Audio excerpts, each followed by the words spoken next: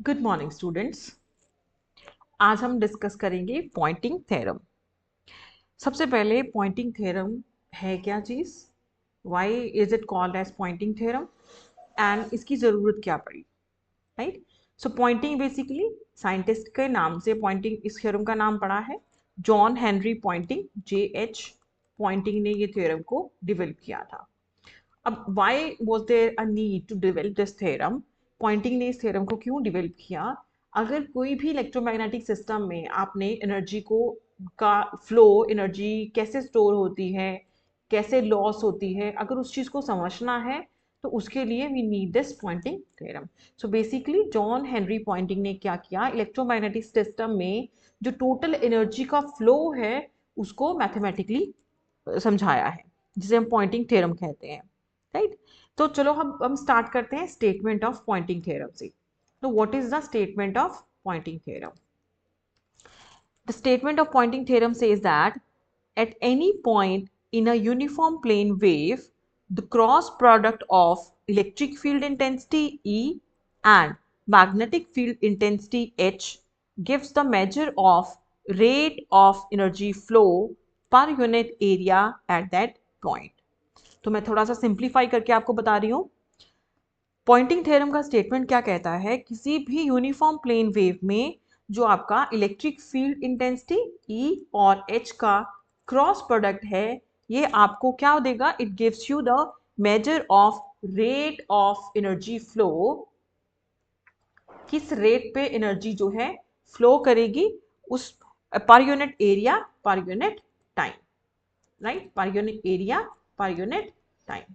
सो E cross H, E क्या stand कर रहा है, electric field intensity, and H stands for magnetic field intensity. तो इन दोनों का जो क्रॉस प्रोडक्ट होगा वो आपको बताएगा कि टोटल एनर्जी कैसे फ्लो करेगी per unit area per unit time, किस रेट पे फ्लो करेगी किसी भी पर्टिकुलर पॉइंट पे in a uniform plane wave, right. So this cross product, let's represent this cross product by S vector. S is equals to E cross H. Here this vector S is called as pointing vector. Pointing vector जो आपका total flow जो है uniform plane wave में, और you can से electromagnetic energy का total flow जो है आपको बताता है, राइट। अब हम स्टार्ट करते हैं इस थ्योरम का proof and we will develop one equation जो आपको फ्लो के बारे में बताएगी। Now to begin with, we will start with Maxwell equation. So let's start with third Maxwell equation. As we all remember, third Maxwell equation क्या कहता है, that del cross E is equals to minus curly B upon curly T.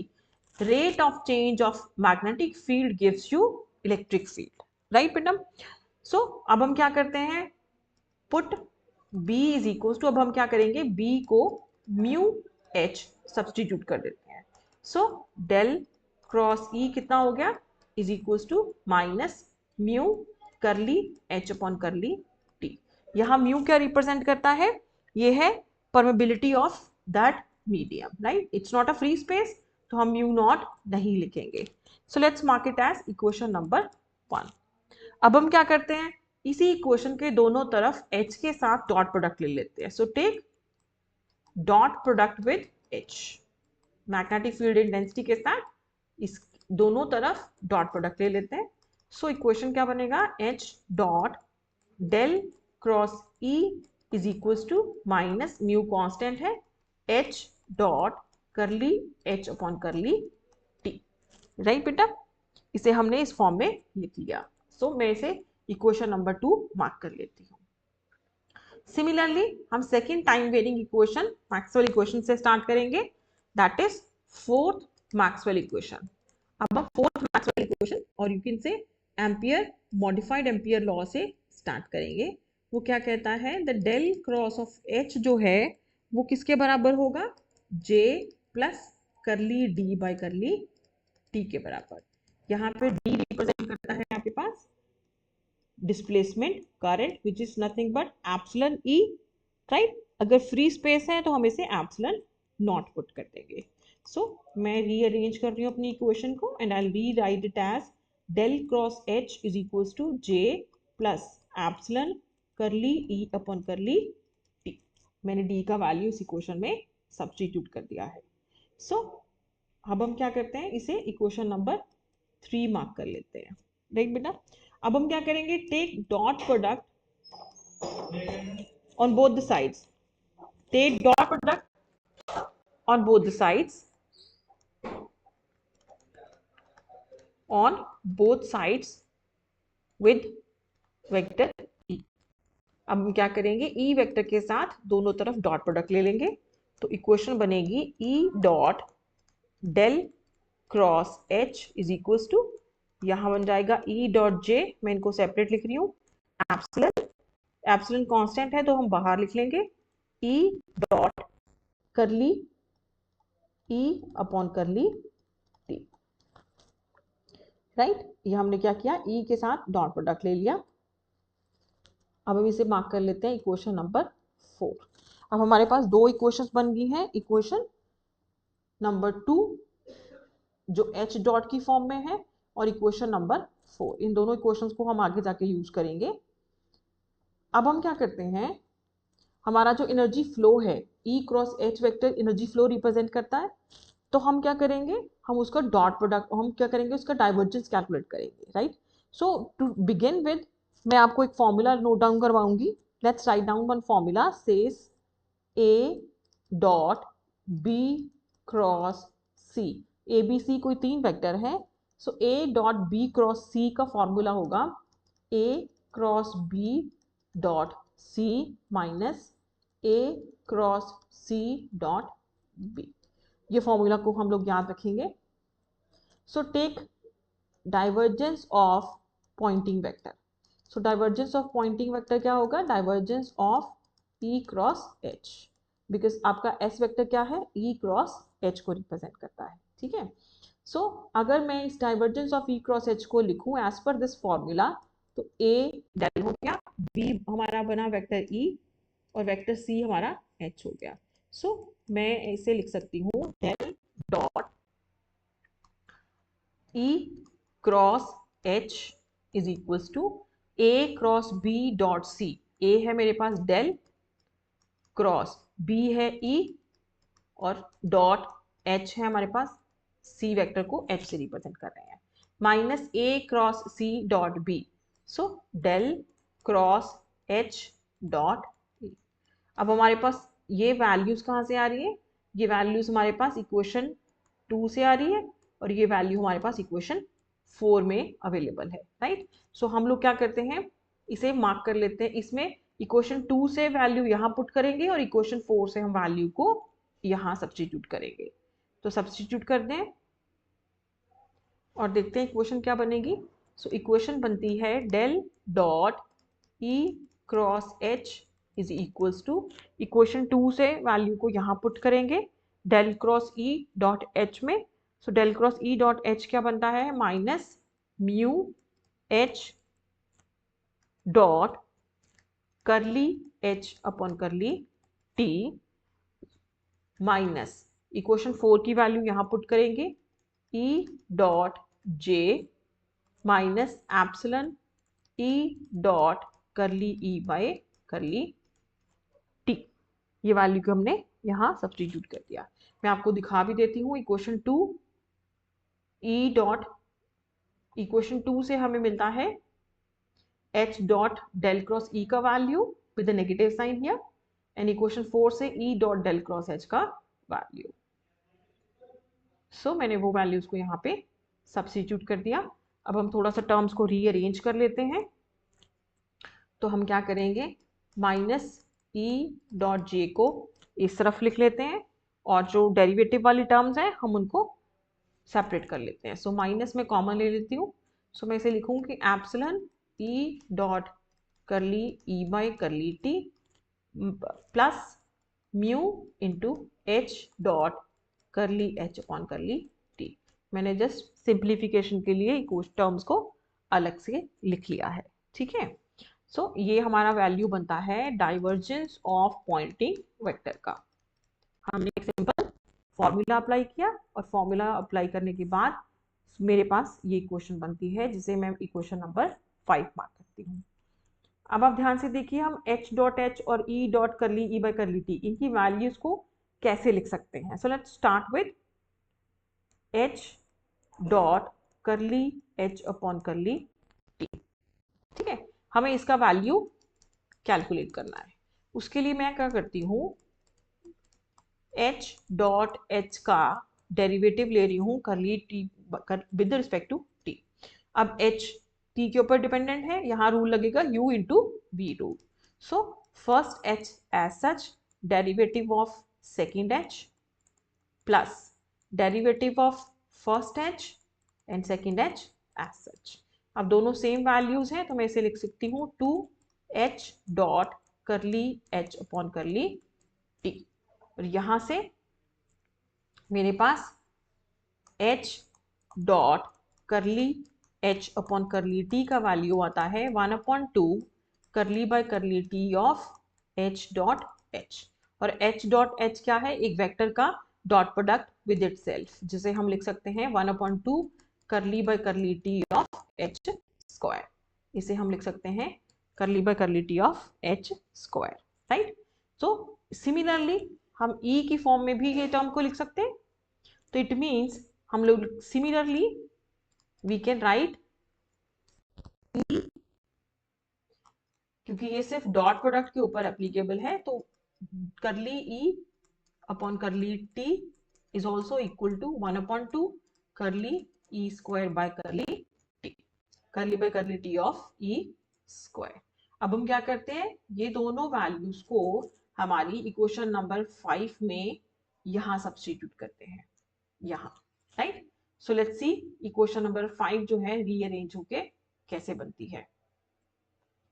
सो अब मेरे पास equation 5 बनती है, divergence of Poynting vector E cross H is equals to minus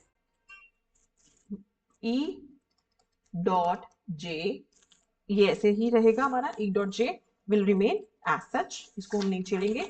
minus यहां हमारे पास बन जाएगा 1/2 epsilon will remain as such, curly E square by curly T plus 1/2 mu curly h square by curly t. मैंने क्या किया, वो दोनों values को इक्वेशन नंबर 5 में पुट कर दिया. So we can rearrange these terms as 1/2 हम कॉमन ले लेते हैं, epsilon curly E square by curly T plus 1/μ curly h square by curly t. अब हम इसको रीअरेंज दो तरह से कर सकते हो, या आप ये 1/2 को कॉमन ले लीजिए, अदरवाइज हम करली बाय करली टी को भी कॉमन ले सकते हैं.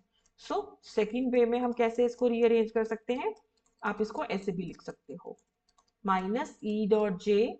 एज सच हम क्या करेंगे, करली बाय करली टी, क्योंकि ये डेरिवेटिव दोनों टर्म्स में कॉमन है, यहाँ पे हम इसको बाहर ले लेंगे. 1/2 एप्सिलॉन ई स्क्वायर, ये रिप्रेजेंट करता है electric energy. 1/2 mu H square, ये रिप्रेजेंट करता है मैग्नेटिक एनर्जी. राइट. ये रिप्रेजेंट करता है मैग्नेटिक एनर्जी. इसे इक्वेशन नंबर 6 हम मार्क कर देते हैं. राइट. ये हमने कैलकुलेट कर ली दोनों एनर्जीज को. अब हम क्या करेंगे, ये पूरी कैलकुलेशन जो है, या ये डाइवर्जेंस जो हमने कैलकुलेट किया है, हम इसको over the entire volume convert कर देंगे. जो भी यूनिफॉर्म प्लेन वेव हमने कंसिडर किया है, उसके इंटायर वॉल्यूम के ऊपर हम कैलकुलेट करेंगे. सो टेक वॉल्यूम इंटीग्रल और integral on both the sides over the entire volume. So मैं इस पे वॉल्यूम इंटीग्रल ले रही हूँ ऑन बोथ साइड्स. तो जब आप वॉल्यूम इंटीग्रल लेते हो ऑन बोथ द साइड्स, तो इक्वेशन क्या बनेगी, volume integral of del dot E cross H. आपने जब भी लिखना है वेक्टर नहीं भूलना, अगर आप वेक्टर क्वांटिटी के ऊपर वेक्टर नहीं डालोगे तो वो क्वांटिटी मीनिंगलेस हो जाती है. E dot J minus volume integral of curly by curly T of 1/2 epsilon E square plus 1/2 mu H square over the volume d v, over the volume d v. हमने क्या किया, दोनों तरफ इंटीग्रेशन कर दिया है. Right. Now you can see left hand side volume integral है, right hand side volume integral है. If you remember the Gauss divergence theorem, Gauss divergence theorem क्या करती है? Gauss divergence theorem simply volume को surface integral में, closed surface integral में convert करती है. सो मैं आपको दोबारा लिखती हूँ, गॉस डाइवर्जेंस थ्योरम जो हमने ड्यूरिंग मैक्सवेल इक्वेशंस पढ़ी है. गॉस डाइवर्जेंस थ्योरम क्या कहती है कि आपके क्लोज्ड सरफेस इंटीग्रल को वॉल्यूम इंटीग्रल में कन्वर्ट करती है, right? So it means, what does it से? It says that the closed surface integral of any vector field can be written as divergence of volume integral of divergence of that vector field, right? अब मेरे पास एक vector field that is pointing vector का divergence है, उसका volume integral है, तो मैं इसको क्या करूंगी? सरफेस इंटीग्रल में कन्वर्ट कर दूंगी. सो हम वही चीज अप्लाई करते हैं. So using Gauss divergence theorem, volume integral convert हो जाएगा सरफेस इंटीग्रल में, क्लोज्ड सरफेस इंटीग्रल में. So E cross H dot ds closed surface integral over the surface S is equals to volume integral of E dot J dv minus curly by curly t को हम क्या करते हैं? बाहर लिख लेते हैं, क्योंकि ये टाइम के साथ डेरिवेटिव है और जो आपका वॉल्यूम इंटीग्रल है ये स्पेस डेरिवेटिव है. So both are independent of each other, तो हम करली बाय करली टी को बाहर भी लिख सकते हैं. सो हाफ यहाँ mu H square D B, right? ये इक्वेशन बन जाती है हमारी पॉइंटिंग वेक्टर की. तो इसको हम दोबारा से रीअरेंज करके कैसे लिख सकते हैं? सो रीअरेंज करके हम इसको लिखेंगे that volume integral of E dot J dv is equals to minus curly by curly t of volume integral of half epsilon E square plus half mu H square. Volume integral is over the volume dv minus closed surface integral of E cross H vector, that is pointing vector. यहाँ dot product आएगा क्योंकि दोनों vector quantities है. So this is the statement of Poynting theorem. Let's mark it as equation number 7. सो equation 7 gives us the Poynting theorem, जिसमें ये terms की अलग अलग रिप्रेजेंटेशन है. नाउ ये फर्स्ट टर्म जो है आपकी, ये क्या रिप्रेजेंट करती है? First term indicates the instantaneous power flow in the volume V. So this is instantaneous power flow, जो भी यूनिफॉर्म प्लेन वेव हमने कंसिडर किया है. नाउ दिस टर्म सेकेंड, ये क्या रिप्रेजेंट करती है? Indicates the stored energy in the volume V. यहाँ पे जो नेगेटिव साइन है वो इंडिकेट करता है कि एनर्जी जो भी स्टोर हो रही है वो डिक्रीज हो रही है. So negative sign indicates the decrease in energy. Second terms represents the stored energy in the volume V. So it is stored energy, and negative sign represent that there is a decrease in energy. This third term, it represents the total power flow out of volume E, or you can say rate of flow of energy, because ये pointing vector है. So pointing vector आपका rate of flow of energy को represent करता है. So ये आपका Poynting theorem है.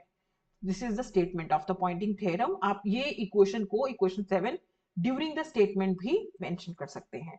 In case आपको शॉर्ट क्वेश्चन में पॉइंटिंग वेक्टर के बारे में पूछा जाए, तब भी आप ये थ्योरम का इक्वेशन लिख के उसको रिप्रेजेंट कर सकते हैं.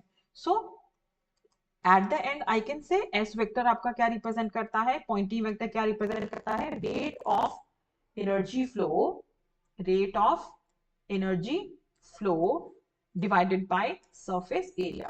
So it is nothing but rate of energy flow per unit area. Units इसकी वॉट पर मीटर स्क्वायर हो जाएगी. अगर हम इसको फ्री स्पेस में देखें, तो फ्री स्पेस में आपके पास कोई चार्ज डेंसिटी नहीं रहेगी, J 0 हो जाएगा, एप्सिलॉन जो है एप्सिलॉन नॉट हो जाएगा, और आपका जो म्यू है वो म्यू नॉट में चेंज हो जाएगा, right?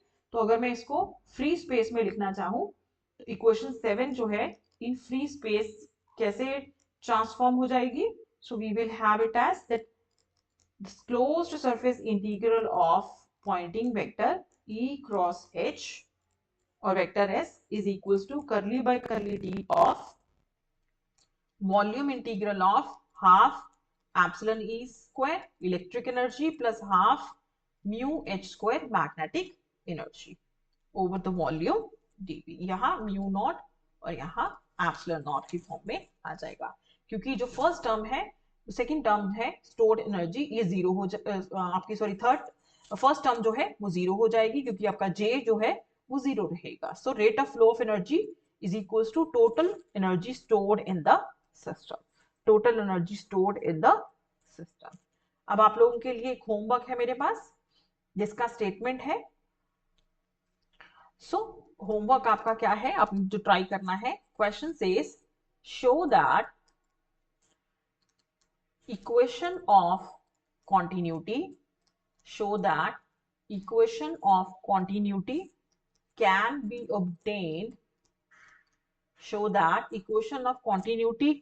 obtained from, or we can say is contained in Maxwell equation. इसको जरूर ट्राई करना घर पे. आपको प्रूफ क्या करना है, आप मैक्सवेल इक्वेशन को यूज करके इक्वेशन ऑफ कॉन्टिन्यूटी डिराइव कर सकते हो. स्टेटमेंट क्या है, show that equation of continuity can be obtained from और is contained in Maxwell equation. So thank you so much बच्चों. Tomorrow we will meet again with a new concept. Till then, take care and have a good day.